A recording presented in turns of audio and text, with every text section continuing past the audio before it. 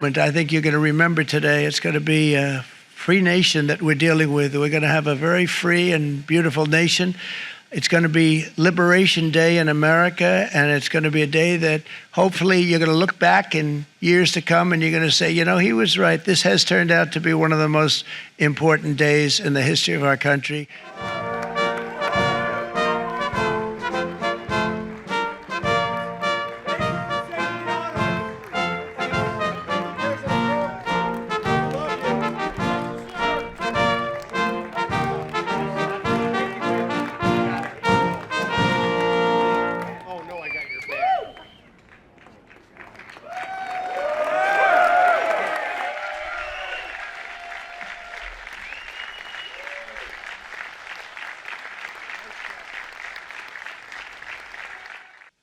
My fellow Americans, this is Liberation Day, waiting for a long time.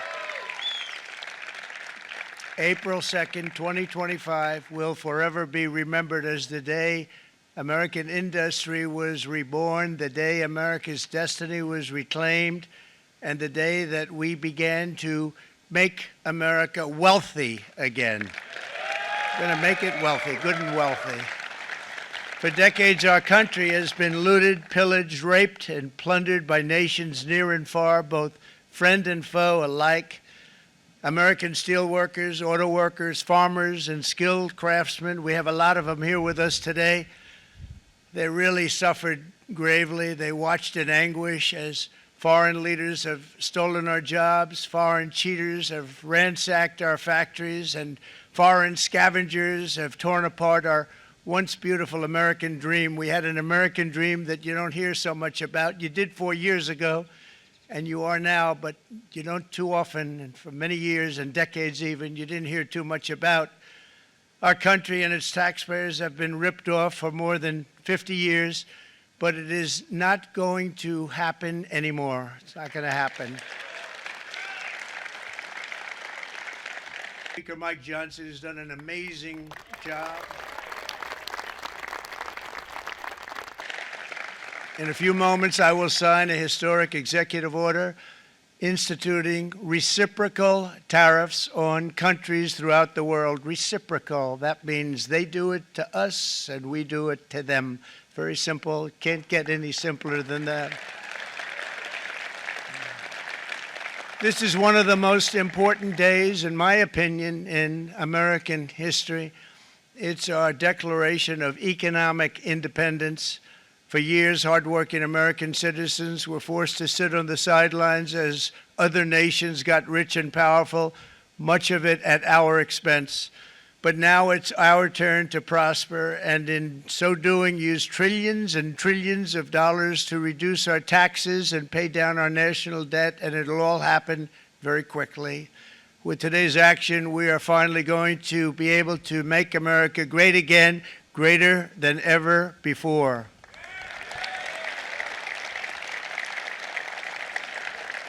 Jobs and factories will come roaring back into our country, and you see it happening already. We will supercharge our domestic industrial base. We will pry open foreign markets and break down foreign trade barriers. And ultimately, more production at home will mean stronger competition and lower prices for consumers. This will be indeed the golden age of America. It's coming back, and we're going to come back very strongly. Foreign scavengers have torn apart our once beautiful American dream. None of our companies are allowed to go into other countries. And I say that, friend and foe. And in many cases, the friend is worse than the foe in terms of trade. But such horrendous imbalances have devastated our industrial base and put our national security at risk. I don't blame these other countries at all for this calamity. I blame former presidents and past leaders who weren't doing their job. They let it happen, and they let it happen to an extent that nobody can even believe. But it's not too late any longer, and we're going to start being smart, and we're going to start being very wealthy again. We're going to be wealthy as a country because they've taken so much of our wealth away from us. We're not going to let that happen. We truly can be very wealthy. We can be so much wealthier than any country. It's not even believable, but we're getting smart. Nearly a century later, in the face of unrelenting economic warfare, the United States can no longer continue with a policy of unilateral economic surrender. We cannot pay the deficits of Canada, Mexico, and so many other countries. We used to do it. We can't do it anymore. We take care of countries all over the world. We pay for their military. We pay for everything they have to pay. And then when you want to cut back a little bit, they get upset that you're not taking care of them any longer. But we have to take care of our people, and we're going to take care of our people first. And I'm sorry to say that.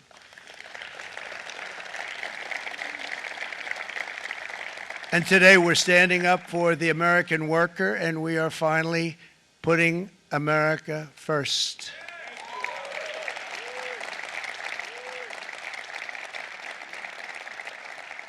In short, chronic trade deficits are no longer merely an economic problem. They're a national emergency that threatens our security and our very way of life. It's a very great threat to our country. And for these reasons, starting tomorrow, the United States will implement reciprocal tariffs on other nations. It's been a long time since we even thought of that. We used to think about it a lot. We didn't think about it for many decades, and you see what's happened. For nations that treat us badly, we will calculate the combined rate of all their tariffs, non-monetary barriers, and other forms of cheating. And because we are being very kind, we're kind people, very kind. You're not so kind when you got ripped off with your salaries. My auto worker friends and my Teamster friends and all of the unions that typically voted Democrat, they're not voting Democrat anymore because worker, whether union or non-worker, they're for the Republicans now. That's what happened. But we will charge them approximately half of what they are and have been charging us. So the tariffs will be not a full reciprocal. I could have done that, yes, but it would have been tough for a lot of countries. We didn't want to do that. I'd like to see the chart if you have it. Could you bring it up, Howard? This is our great Secretary of Commerce, Howard Lutnick. Thanks, Howard. So if you look at that, China, first row, China, 67%. That's tariffs charged to the USA, including currency manipulation and trade barriers. So 67%, I think you can, for the most part, see it. Those with good eyes, with bad eyes. We didn't want to bring, it's very windy out here.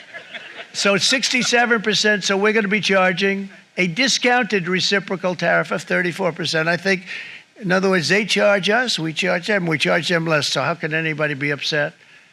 They will be, because we never charge anybody anything, but now we're going to charge. European Union, they're very tough, very, very tough traders. You know, you think of European Union, very friendly. They rip us off. It's so sad to see. It's so pathetic. 39%, we're going to charge them 20%, so we're charging them essentially half. I blame the people that sat right in that Oval Office, right over there, right behind the Resolute desk or whichever desk they chose. Japan, 46%. They would charge us 46%, and much higher for certain items like cars, you know, little items like cars. 46%, we're charging them 24%. India, very, very tough, very, very tough.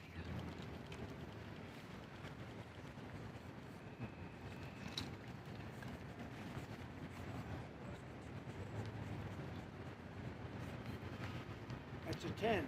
That's a good one, yeah.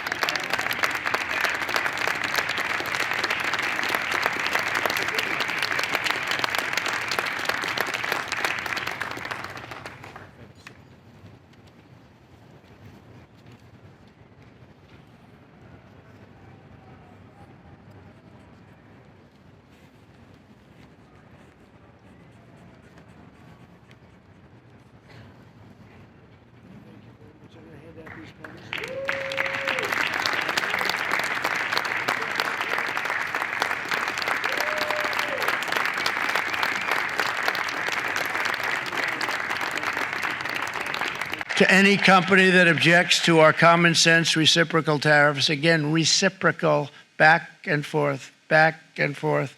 And I call this kind reciprocal. This is not full reciprocal. This is kind reciprocal.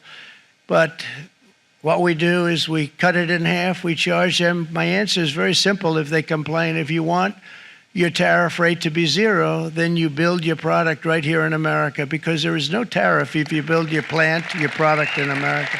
Tariffs give our country protection against those that would do us economic harm, and many people were looking to do us economic harm. Maybe not so obviously, but they were doing tremendous economic harm. But even more importantly, they will give us growth. These tariffs are going to give us growth like you haven't seen before, and it'll be something very special. In the coming days, there will be complaints from the globalists and the outsourcers and special interests, and the fake news. Always, the fake news will always complain. But never forget, every prediction our opponents made about trade for the last 30 years has been proven totally wrong. They were wrong about NAFTA. They were wrong about China. They were wrong about the Trans-Pacific Partnership, which would have been a disaster if I didn't terminate it. In my first term, they said tariffs would crash the economy. Instead, we built the greatest economy in the history of the world. And again, I have great respect for President Xi of China, great respect for China, but they were taking tremendous advantage of us, and I commend them for that. I say, hey, if you can get away with it, that's okay. But, you know, they understand exactly what's happening, and they probably, most of them are saying it's about time they did something, but, and they're going to fight, and they're going to fight fair. Everyone's going to fight. And I think you're going to remember today, it's going to be a free nation that we're dealing with. We're going to have a very free and beautiful nation. It's going to be Liberation Day in America, and it's going to be a day that hopefully you're going to look back in years to come and you're going to say, you know, he was right. This has turned out to be one of the most important days in the history of our country.